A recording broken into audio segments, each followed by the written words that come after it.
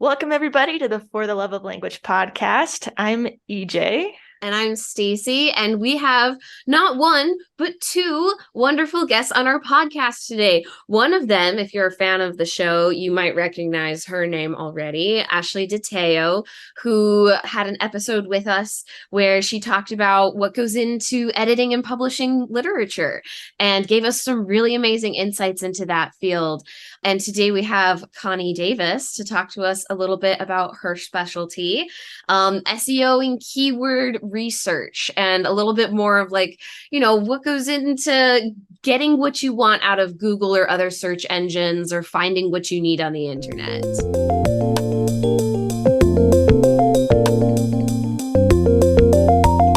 Yeah. So would you like to add anything else to that introduction?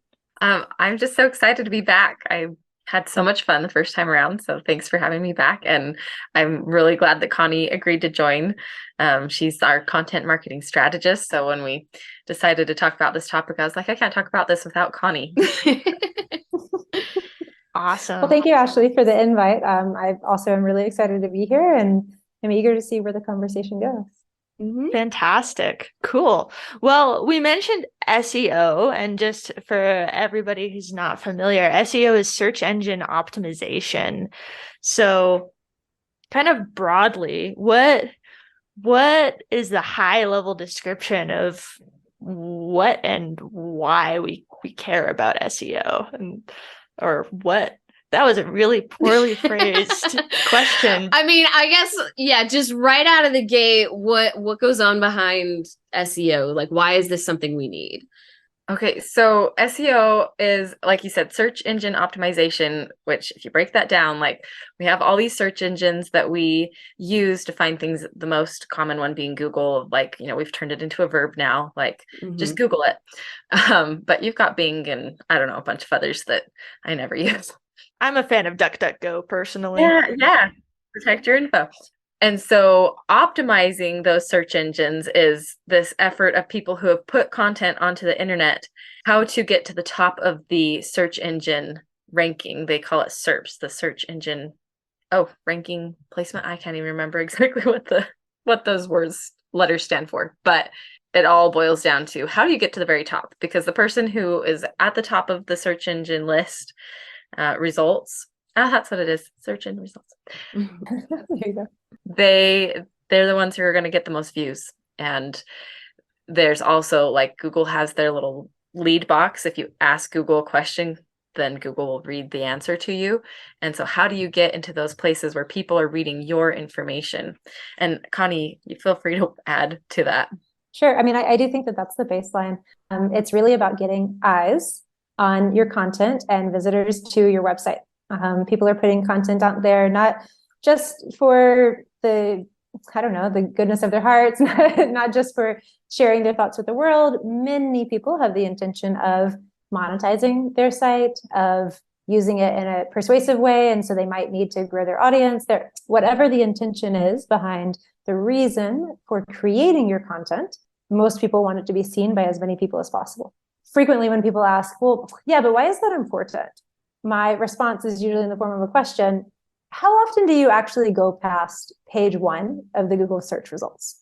And my answer is so rarely. If you're not in the top 10 of these these search results, then you're missing a lot of eyeballs.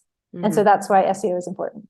Definitely. Yeah. I mean, I know I rarely hit the second page myself unless I'm looking for something very, very specific, and that first page is just not giving it to me. But those are usually in academic settings. If I'm just looking for basic information on the internet, we always hang out on that first page. Yeah. I think the only time I've ever gone past the first page is when I'm researching something where I'm I want to know all the things that I possibly can know. But other than that, I can never go past it. Right. And a lot of people will pay thousands and thousands of dollars to Google for ads to show up at the top of those search results. But the difference between that and SEO is that with SEO, you're trying to just naturally use techniques to make it appear at the top without having to pay for those ads explicitly. That's right. And that's a really good distinction, EJ. Yeah. Because I know that it's my habit. I think that most people, we kind of see that flagged title that says ad or sponsored results, scroll past those first 3 or 4, and then start looking at what most of us, until we know more about SEO and the tactics behind it, believe just must be, hey, Google thinks that this is the most valuable content on the internet that's related to this search term. In some ways that is true. In some ways there might be better content out there, but SEO and this SEO strategy is all about kind of appeasing the Google search algorithm so that you can make it to the top of those results. Definitely. And Google doesn't just like say, hey, here's our algorithm. This is what you need to do to appear at the top. So how do you know what's going to help you be higher in those search results? That's a really good question that I'm sure content marketers everywhere would love to know the exact answer to. But they do give you some information. Like years ago, it used to be that long form content was favored more. And so we were writing like 10,000 word articles and different things of like the more content you can get on the page, the more time you can address the keywords that people are looking for, the better your article is going to rank. But then Google realized, no, that's not really what people value. People are asking questions and people want their questions answered when they're, jumping on Google. And so they altered the algorithm, and now it's, favoring this idea of like, can you answer this question and these exact phrases and different things like that. And so there are little bits and details that you can get from information that they've put out, and when they update the algorithm and things like that, they'll let you know generally, but never like specifically. But then there are also lots of tools, AI, software, all sorts of things that can tell you how your content will rank according to the information that they have available about the algorithm. So I've seen like on WordPress, if you have a WordPress blog or something, it will tell you like, here's your readability score, here's your SEO score. Is that kind of one of the examples that you would reference with that? Or are they mostly like an independent website, plug your content into this and it will, generate some tips or something? Yes, that's a really good example, AJ, that I think if you're a WordPress user, you're probably familiar with the Yoast plugin. That's the most common one. And it will request you, as you're building out a blog page or an article for your blog, to input certain details that are going to be quickly and easily scraped by the spiders, bots, crawlers that are creating the search results and organizing those pages, and ultimately the ones who are determining the ranking on the search results. So yes, there are plugins for any development software that you're using for creating or building out a website. There are plugins, even in like third-party sites. Surfer SEO is a big one.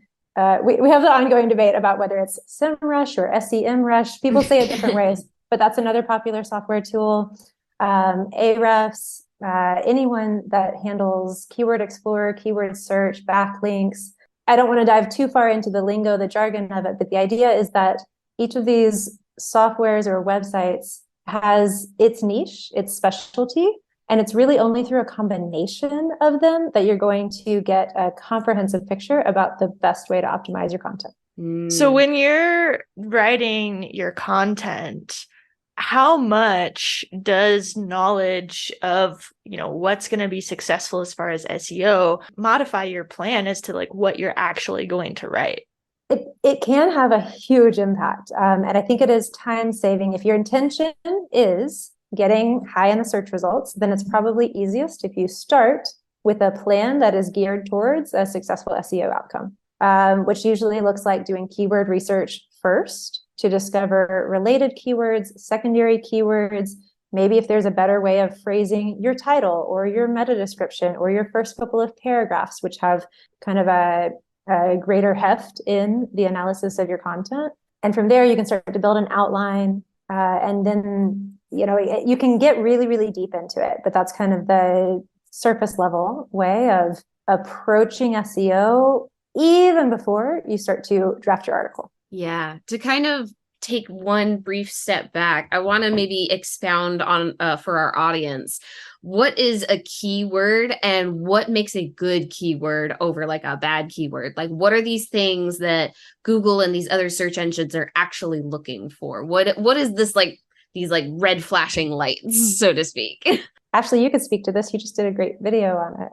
Yeah, so keywords are just the words that you type into a search engine to look for information. And lots of people put in just like one word, but most people will put in a keyword phrase, or they'll put in a keyword question.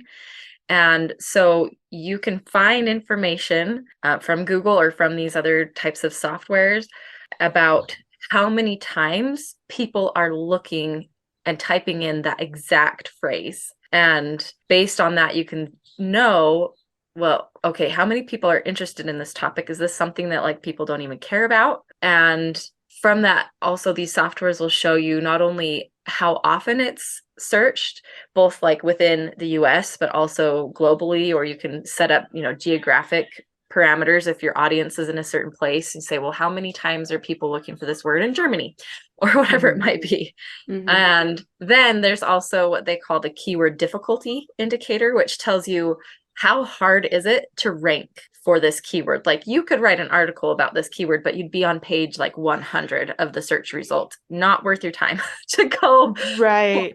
And so in marketing, and especially with keywords, we talk about the long tail of, I don't know if people are going to be able to see this, but at the, on a graph, on the XY, if lots of people are searching for a word, but there's lots of competition for it, you're going to have a really hard time competing and getting at the top of the search ranks. But then as you go down, there's this long tail at the end of these phrases that are related to the main keyword, but that are more specific, that go deeper, that are often questions. Or I was just doing one where it was about like writing financial statements.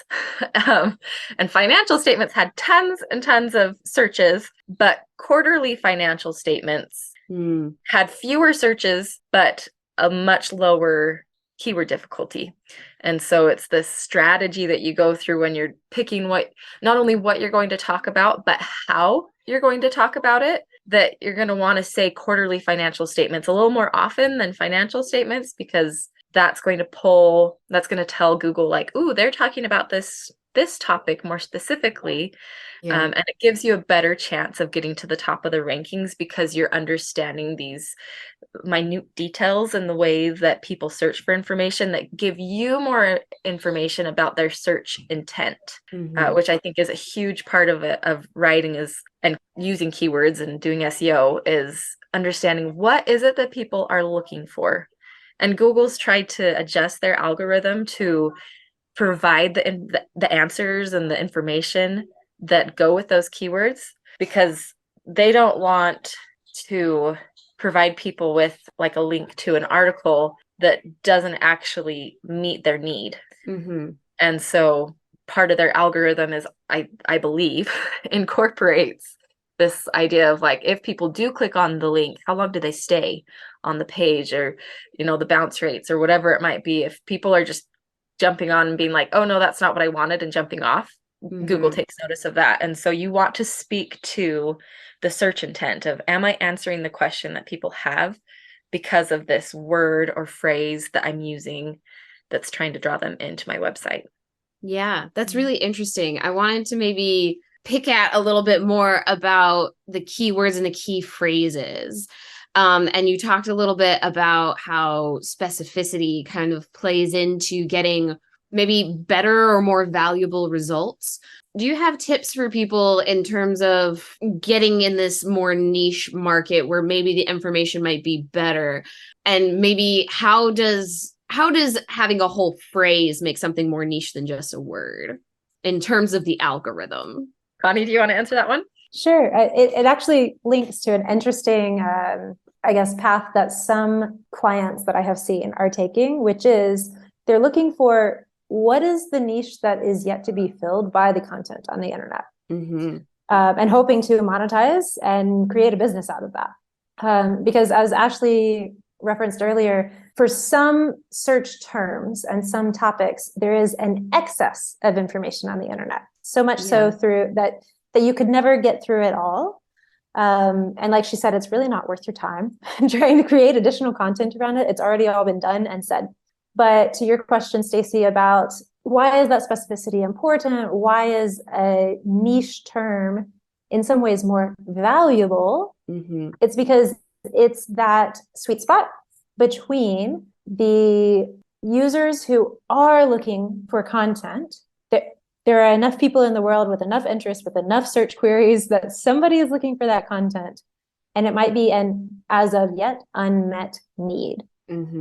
So again, thinking about those long tail search terms, thinking about specificity of search terms. If you are, as a search engine user, more specific in your languaging of your request, if you even use punctuation, if you put a question mark at the end, like Google can interpret, we keep saying Google, but all of the search engines really can interpret that and understand search intent and match you with a better answer.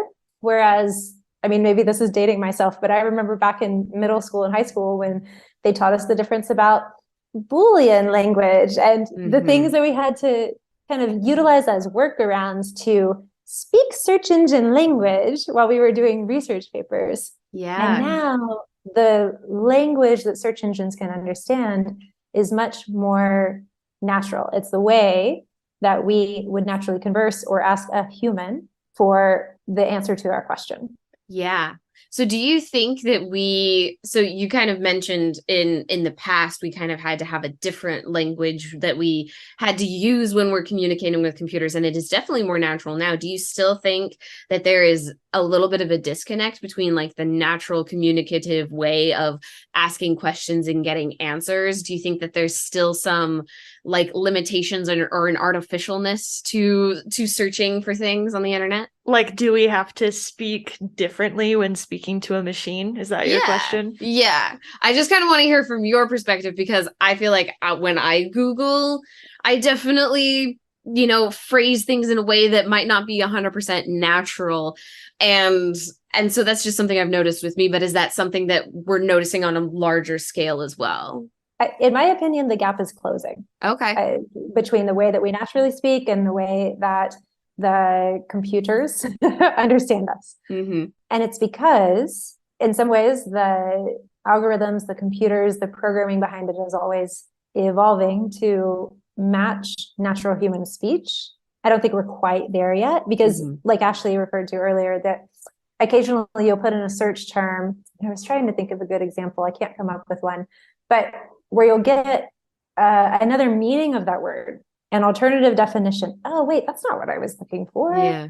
The search engines aren't mind readers. They can't understand when there could be a conflict there or a, double possibility of outcome. But I do think that we're a lot closer than we used to be. Ashely, do you have thoughts on that or any examples? Yeah, I was just thinking that I think computers are getting better at understanding us and the way we speak naturally, but I think maybe it's because we've been trained this way because of the way it worked in the past, or I don't know what it is, but when I'm doing keyword research, I'll often find really weird phrases that lots of people are looking for. And I'm like, how did this, that makes no sense. And also like people don't write things in the right way, or they use poor grammar or whatever it might be, but there are like lots of phrases that are just, one word after another that they don't actually like form a sentence or an idea. It's just they're typing in like all the different words. I'm like, I do not know how I'm going to incorporate that into an article in a grammatically correct sentence, but I do know that people are looking for those words. So how do I incorporate this into my article? But yes, for like lots of people now use like Siri and Echo Dot and Google Assistant and all the voice command type of search functions. And so that's when they're literally just speaking. Me, I have the hardest time using those because for some reason when I'm speaking out loud, my question gets all garbled and I can't like get through my idea. And I'm one of those people that I'm like writing down each thing of like, what do I want this search engine to tell me specifically? And but it's great for like when my kids have questions, because yesterday my kids were like, Mom, what's the difference between a cheetah and a leopard? So we jumped on and found all these results. So I think people search differently. And so computers, I think, are getting really good at understanding how we speak naturally, but they are also still functioning based off of like the different ways that people search for information. And that's not always grammatically correct or in a fluid conversational tone. So it's interesting that they have to meet both of those search approaches. Yeah, for sure. Yeah, no, I mean, I talk about how language is a tool and we've built computers based on us, but they're still like very artificial. So like it's definitely, like you said, it's growing, it's developing. That gap is slowly being closed. But we talked about this a little bit in some of our other episodes regarding like artificial intelligence and stuff. We still have a long way to go because technology has advanced very fast, but we still don't understand like language itself. Right. And the machine is never going to actually understand language. It's just using machine learning or statistical models or all these different things to figure out what's likely to come next, what's probable that we're looking for. Let's talk a little bit about AI software as it comes to SEO. I think especially with ChatGPT being so popular recently, there's a lot of people that are trying to just use AI to write their articles for them. And I personally foresee that we're going to have a lot more kind of not garbage, but kind of garbage that's just auto-generated on the internet. And hopefully these magical algorithms from Google and other search engines will be able to tell, oh, this is just AI generated. Maybe we shouldn't value that the same way we would human writing. Maybe we should. I don't know. What are your thoughts on AI when it comes to this topic? So I've been working with it. I've seen, all these AI things come out and just kind of ignored it because I'm like, nothing's going to replace a real person. And I'm very biased towards that. But when ChatGPT came out, I was like, if I don't get on now and get on the train, I'm going to get left behind. And I've got to learn how to incorporate this into, what we're doing. Mm-hmm. And so we've been testing it out in lots of different ways of how to use it. And it's been really fascinating. I think one of my favorite things that I've been doing lately is I review the material from the client first and go through what they want to say and the different articles that are similar to that. And I'll even you can put into like ChatGPT. The other day I did this where I had 3 articles that my client recommended. And I asked ChatGPT for a summary of each one of them. And it, gave me the summary, saved me the time of like reading through the whole article. And then asked it to extract keywords from those articles. And then I asked it to give me similar articles. And it gave me like 6 different article recommendations. I asked it to give me summaries of all of those and to extract the keywords from those. And then I took all those keywords and also the themes and things that I'd seen in the summaries and went to my keyword software and looked up, okay, which one of these keywords are performing well? Which ones have low keyword difficulty? Went through all those keywords, and then I took that and created an outline for the article and said, okay, here are the most important things here. And here's like part of the outline that my client offered me and some of the points that they had, said, I want you to talk about these things, and mixed it all together into like keywords and research and client input and different things, made an outline. And then I threw that into ChatGPT and said, write a 1,200 word article. And it did it. And I found that ChatGPT is really repetitive. Yes. And doesn't understand how people read content. Mm-hmm. It's not a content marketer. And so it's really great at providing all the information. And then I go back through and edit and make it sound human and add content and take out all the repetitive content and different things like that. And then can send the article to the client. But right. I don't know. I'm still experimenting with it, but that has been kind of. No, that's really interesting. Yeah. It's interesting to hear from a professional who's like, using this to not only help like your own business, but your clients as well. Seeing how, you use it, because most people will just kind of go on there and do it for fun, or, students are trying to do it for, for school or whatever. But it's interesting to see how, it can even like help your business in terms of generating content that can help your business become more seen and more visible on the internet. Yeah. Well, and even for clients, I get through writing so much faster. And so it saves them money, and I can also write more. But yeah, it's been an interesting tool to play around with. Yeah, for sure. That is super interesting. Like in the translation field for a long time, we've had things like Trado Studio where professional translators will put their content to be translated and generate a machine translation. And then what they'll do is they'll still go through the whole thing and correct and modify, but they're using the machine translation as a base. And I think that's probably a lot of what's going to be happening with AI, is the people who are actually professionals and who are going to be generating the best content are going to be using it as a tool, but not just using it without any kind of, critical mindset or modification. You can't just take what it is at face value.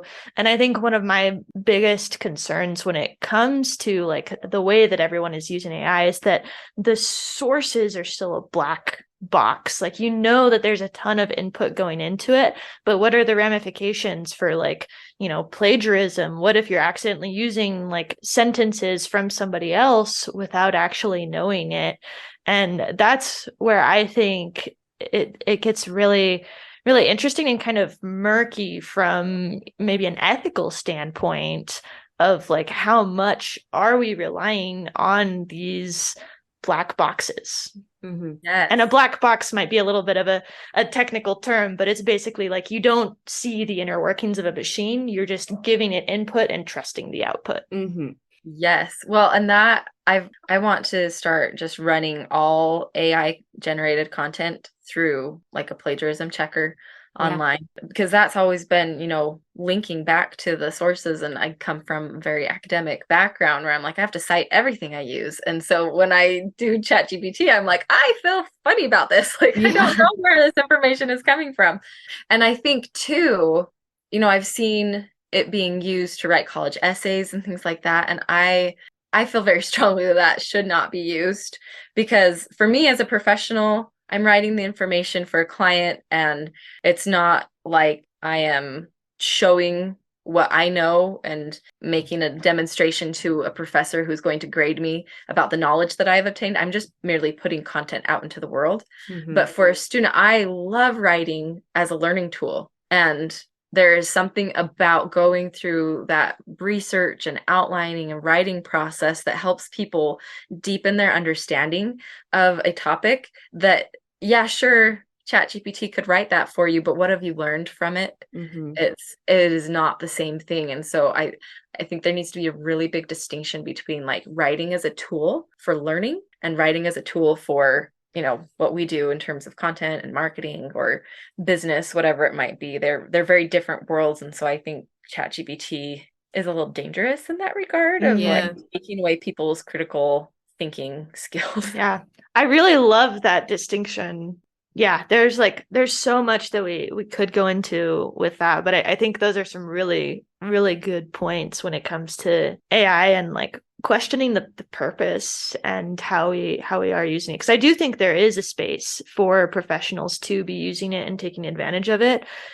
But it's so new. We need to be critical of what that is. And it is so new that we don't have established conventions around citation and stuff. I actually asked ChatGPT how to cite ChatGPT, and it did tell me how. Kind of, I think it was like as an interview or a conversation with a person, because it can't just be like, no one else will be able to produce the same results, probably even when they type in the same thing. And so like, there's some interesting stuff around that. And I think, kids in school in another 5 years will be taught about, the ethical ramifications and how to use this properly. But right now it seems it is still very, very exploratory. So you mentioned also content marketing, and I want to dive a little bit into that. Like, how do you create your strategy for content marketing aside from just these keywords?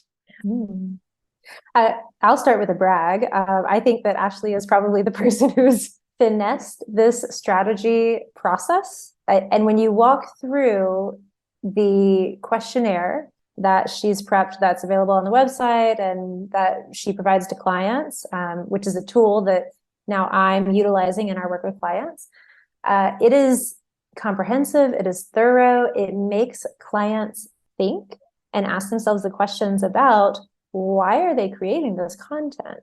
Mm-hmm. Who is their intended audience? What is their intention in sharing? What kind of spin do they want to put on this? And it covers everything from the basics of, what is it you're actually trying to say and share, all the way down to tone, voice, style, samples, and other forms of copy that you idolize, that you want to imitate or pattern after, things that you want to stay away from, different types of languaging, levels of readability, accessibility. So when you get deep into it, a content marketing strategy can be quite thorough.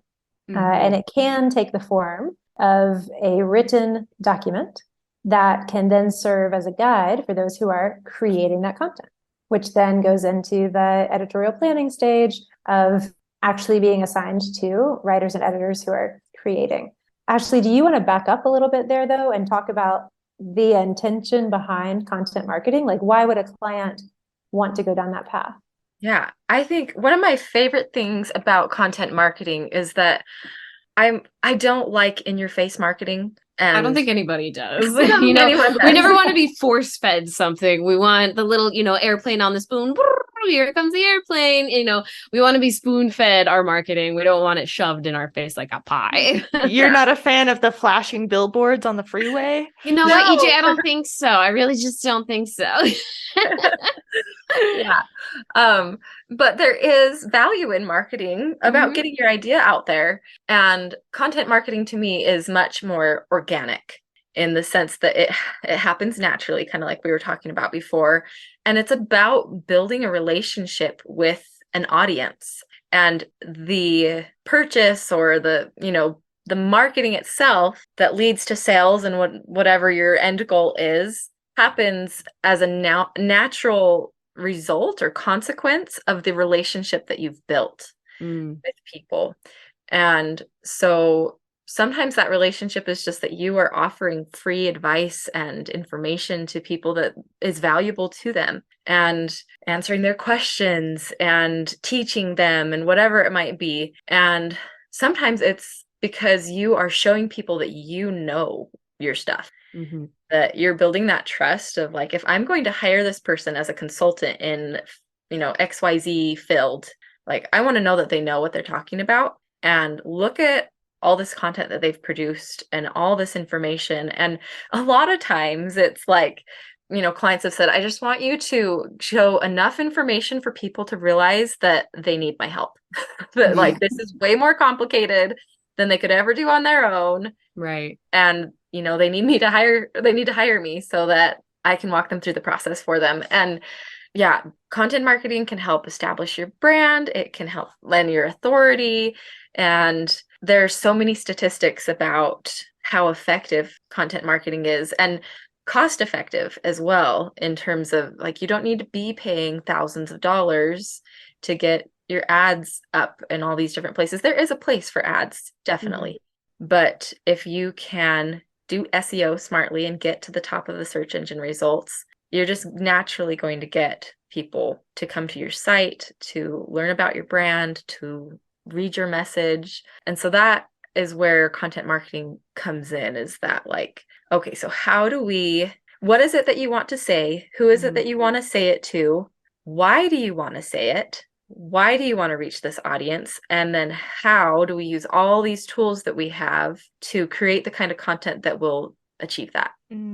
That's super interesting. I love what you said about building relationships and building your brand. Like, I think it's hard to think about having a relationship with a company. Like when I think of McDonald's, I don't think of having a relationship with it, but there's also no doubt in my mind of like what McDonald's is. Yeah. And if McDonald's were to say like, hey, we have gourmet sushi, I'd be like, what on earth are they doing? And so when you talk about building a relationship, part of me goes to the question of like, knowing who you truly are in addition to knowing who your audience is. And for me, that's one of the hardest questions, because I want to do everything in life. Like I'm a software engineer, I'm a linguist, I love fitness. Like I want to do absolutely everything. And so in order to create a website that would be good, like I have the skills to code up a website from scratch, but I don't have the direction or the purpose, I guess, the why and the identity that I would need to really make it successful. That is so fascinating, because it's something that I constantly find with clients when they come in, that they have so many ideas. And whether it's a website that they're trying to build or a book, they just have so much. We all have so much inside of us that we can share with people. And we have multiple identities. Like they're different parts of us that may be applicable to multiple different situations and varying levels of expertise about different topics. And so people will come in and just be like, I just want to share it all. And I love starting with the audience of like, okay, you have all of this to offer. What is it that people need? And not even making it about yourself, but about your audience of like, what does my reader need to know? What do they need to feel? What do they need to do? What are their pain points? What are all these questions that are in this form that Connie mentioned, of just like understanding who you're trying to reach, and then matching that part of you or that part of your business, or building a business to meet that need, or building a product, whatever it might be that you're trying to sell, and tailoring that to your audience so that you can then serve them. Yeah. I love that. I love that you're saying like the customer's need and that service focus. I think it's hard for people to look at businesses and actually think of them serving, though, rather than just like trying to suck your money and life away. Right. Like I think the bigger a business gets, the more and more people think of it as a soulless money grabbing entity. Yeah. Well, and even I was talking to someone the other day who's a little older, like boomer generation, who had just learned how keyword stuff worked and like algorithms and all of this stuff. And they were like, crazy. Like, what are they doing to us? And they're just like, they were kind of freaking out about it. And I was like, I'm one of those people. I'm doing that. Yeah. Oh my goodness. But it's not like, it does sound scary if you look at it from the outside. But as I work with businesses and, different clients, I'm always blown away at how much they just want to serve people. And some people, it's like, yeah, I need to make money off of this so that I can provide for my family. Other people are like, yeah, I want to make as much money as I possibly can, but I'm going to do it by providing value because I know that's what people need. And some people, they just want to put information out there and they want to find a way to share their message in an effective way that people are actually going to hear it. And so I've just been very surprised, you could say, at the intentions behind businesses who pursue content marketing, because it is very service oriented. Yeah. That understanding of like, I need to provide value to people. I need to create and provide value to help people, or like, what's the point of being here? Yeah. No, I love that perspective. I think that's really great. And to kind of like bring it back and maybe tie it up with a pretty little bow. Maybe both of you could share with us, what is it that we need to do as consumers or users to get the most value out of our searches? And then on the flip side, if you are someone who is looking at creating any sort of content, how can you provide that value in return? So is there like a beautiful harmony where we can be both intuitive users and intuitive producers within this like weird algorithmic world that we've created on the interwebs? I think the answer is yes, Stacey. And I'll go back to Ashely's reference of somebody of another generation. It doesn't have to be a huge generational gap, but a lot of times when people find out, wait, that's what they're doing with my search terms. Like someone is mining these keywords. There are robots crawling sites. I think a lot of people kind of jump to this apocalyptic or at best, like conspiracy theory kind of thinking, and people become a little bit skeptical of it. But really, to your question, Stacey, about where do we find the harmony between users and between content providers, those searching for content and those who want their content seen by people? The intentions behind the algorithm and the constant evolution and improvement of the algorithms is to match users, searchers, with the content they're looking for. And so there are a lot of best practices. They're always changing and evolving. But if you as a user can just inform yourself about the ways that the search engines are going to best understand your request, like going back to our discussion of, should I be using natural language or should I be using something else that computers can understand? If you're up to date about the way that you can get the results that you're looking for, then you're doing your job. And those people who are creating content are going to benefit from you searching in a way that sounds right to you. And then they'll create content around it. So it's circular. And that's why it's always expanding to meet the needs of both sides of the puzzle.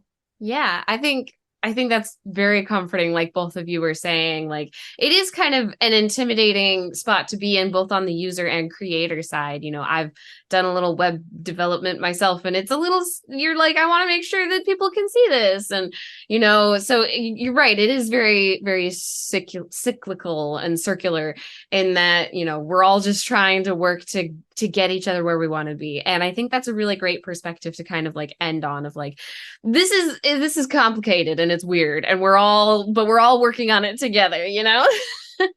Yeah, and things are going to keep moving and changing and evolving. And if you find that it's intimidating for you, then I think you can reach out to some of the professionals who do this as their career and be able to get the help that you need to get your content out there. And I think that I would love, Ashely, for you to just give a little pitch for your company here as well. Thank you so much, both you and Connie, for joining us today. And yeah, could you just tell us briefly about plug yourself? Give us a plug.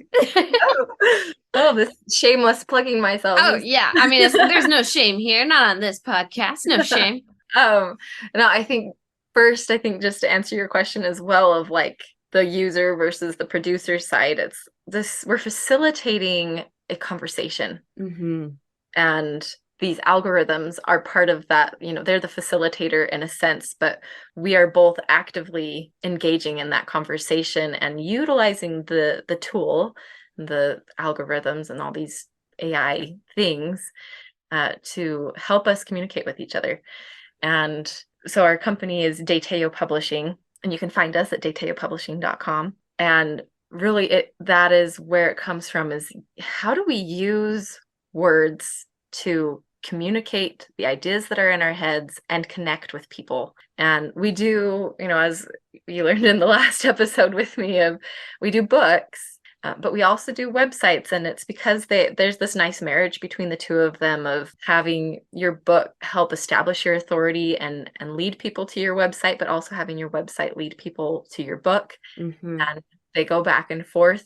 But all of that, all of those working parts that go behind it, is about magnifying your voice and clarifying your message and serving people with this information and content that can help them in one way or another. And again, it's kind of this mutually beneficial relationship of I provide value and you get that value and also pay me. The way that, you know, our economy works. And we exchange things of value all the time. And our ideas are some of our most valuable commodities of exchange. And so I love just helping people, whether it's with a book or with a website or whatever it might be, just helping them get those words out there so that they're... If y'all can't see, because, you know, you're listening in audio format, Ashely just held her hands to her chest in a very tender moment, and we all enjoyed that beautiful tender moment together. Just putting yourself out there, and not just yourself, but just everything that you know that can benefit people. I love being able to magnify that voice for people and help them reach the people who need what they have to say. Yeah, I absolutely love that. Any last thoughts from you, Connie? We super appreciate you coming in and sharing your expertise with us and giving us a little look behind the curtain, so to speak, as to kind of what's going on behind the scenes in this weird world of the internet that we've built. I think that's what it is. Really, weird is the only word for it, but it doesn't have to be weird, scary. It can be weird, interesting. It can be weird, let me learn from this so that I can get out of it what I'm trying to access. And as Ashely put it so beautifully, it really is just about getting people's messages out there. So it's not a thing to be feared. It's a tool. It's a Mhm. tool for getting your message to a wider audience and for facilitating the sharing of ideas. Yeah, I know. I talk a lot about language and stuff being a tool, and it's all inherently amoral. It's all just about coming together and using what resources we have. So I appreciate that kind of circle back to, like, at the end of the day, it's all a tool, whether we're communicating verbally, face to face, or we're trying to do it through this, interconnected weave of wires under the ocean kind of crazy thing. It all kind of circles back to how these tools are being used. So I really appreciate both of you being guests with us today, and sharing some of your insights. Wonderful. Thank you. It's been a real pleasure.